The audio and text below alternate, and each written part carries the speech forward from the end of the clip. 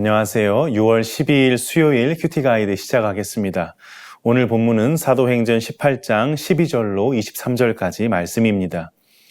바울은 아덴을 떠나 고린도로 왔습니다. 바울은 전하는 곳마다 쫓겨도 나고 매도 맞고 한 곳에 오래 있었던 적이 없었죠. 주께서는 이 두려워하는 바울에게 환상 가운데 나타나셔서 두려워하지 말라 말씀하셨습니다. 지난 10절에 그 이유가 나왔죠. 내가 너와 함께하지 않느냐. 그러니 누가 너를 대적해서 해롭게 하겠느냐. 이 고린도 성 중에 내 백성이 많음이라. 네가 복음을 전하여야 한다 하신 겁니다. 바울은 1년 6개월 동안 고린도에 머물며 하나님의 말씀을 가르쳤습니다. 바울은 전도 여행 중에 대부분의 도시에서 잠시 전도하다가 쫓겨났지만 고린도에서만큼은 1년 반을 사역하며 친히 교회를 세우고 목회했습니다. 유스도의 가정으로부터 시작된 고린도 교회는 놀랍게 부흥하며 성장했고 하나님의 말씀은 계속해서 흥왕해 갔습니다. 그리고 갈리오가 아가야 총독이 되었을 때 이야기가 오늘 본문에 기록되어 있는데요. 관찰 질문을 통해서 살펴보도록 하겠습니다. 관찰 질문 1번입니다. 유대인들은 총독 갈리오에게 바울에 대해 무엇이라고 고소합니까? 다른 지역 같았으면 바울은 반대하는 유대인들로부터 벌써 추방을 당했을 겁니다. 그러나 주께서 바울을 보호하시고 함께 하셨기에 유대인들이 바울에게 손을 대지 못하는 것이죠. 그러다가 아가야 지방에 새로운 총독 갈리오가 부임을 해오니까 유대인들이 이것을 기회로 여기고 바울을 고소합니다.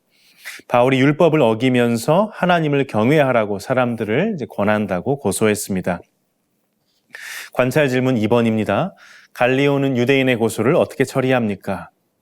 총독은 너희가 제기하는 문제가 심각한 범법 행위와 관련됐다면 내가 너희 고소를 경청하겠지만 그렇지 않으면 내가 상관하지 않겠다 말합니다. 너희 언어와 명칭과 너희 법에 관한 것이라면 스스로 처리하라 하죠. 여기서 언어는 성경 해석의 문제를 가리키고 명칭은 예수님의 그 정체성에 관한 문제를, 너희 법은 율법과 관련된 논쟁을 가리키는 것으로 보입니다. 그러니까 무슨 이야기인가 하면 총독은 지금 바울과 유대인 사이의 논쟁을 유대교 내의 해석상의 차이로 인식하고 있다는 얘기입니다. 그래서 나는 이런 일에는 내가 재판장 되지 않겠다 선언한 겁니다. 그리고는 유대인들을 강제로 재판장에서 몰아냈습니다. 관찰 질문 3번입니다. 바울은 겐그레아에서 무엇을 합니까? 바울은 갈리오 총독의 판결 이후에 여러 날 더 머물렀다 되어 있죠. 18절의 여러 날은 더 정확하게 번역하면 상당한 날 이런 말입니다. 그러니까 갈리오 총독의 판결이 우호적으로 이제 났기 때문에 꽤 오랫동안 더 고린도에 머물렀던 것입니다. 이후에 고린도 교회와 작별하고 수리아의 안디옥으로 향합니다. 이를 위해 바울은 고린도 동편 항구 겐그레아에서 배를 타고 먼저 에베소 지역으로 갑니다. 이때 바울은 서원한 일이 있어서 머리를 깎았습니다. 서원의 내용이 무엇인지는 우리가 알 수 없습니다. 성경이 말하고 있지 않기 때문입니다.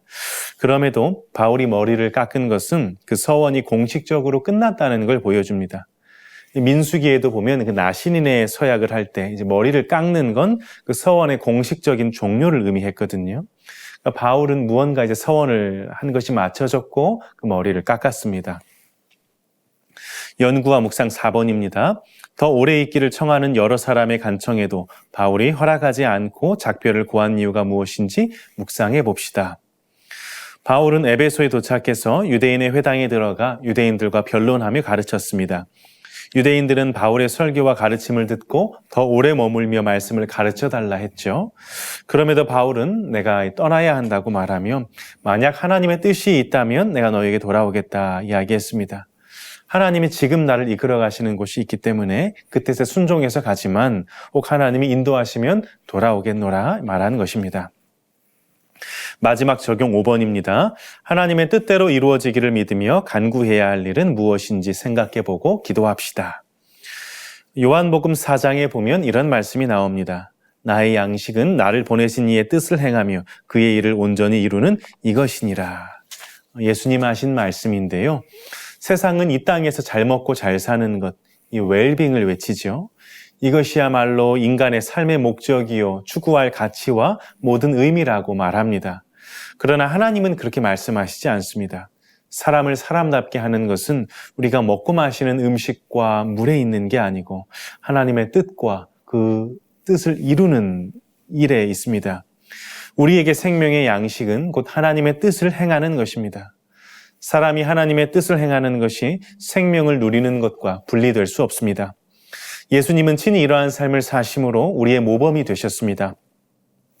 예수께서는 끝까지 아버지의 뜻을 조차 행하심으로 우리를 대신하여 죽으심으로 우리에게 죄사함의 은혜를 입게 하셨습니다.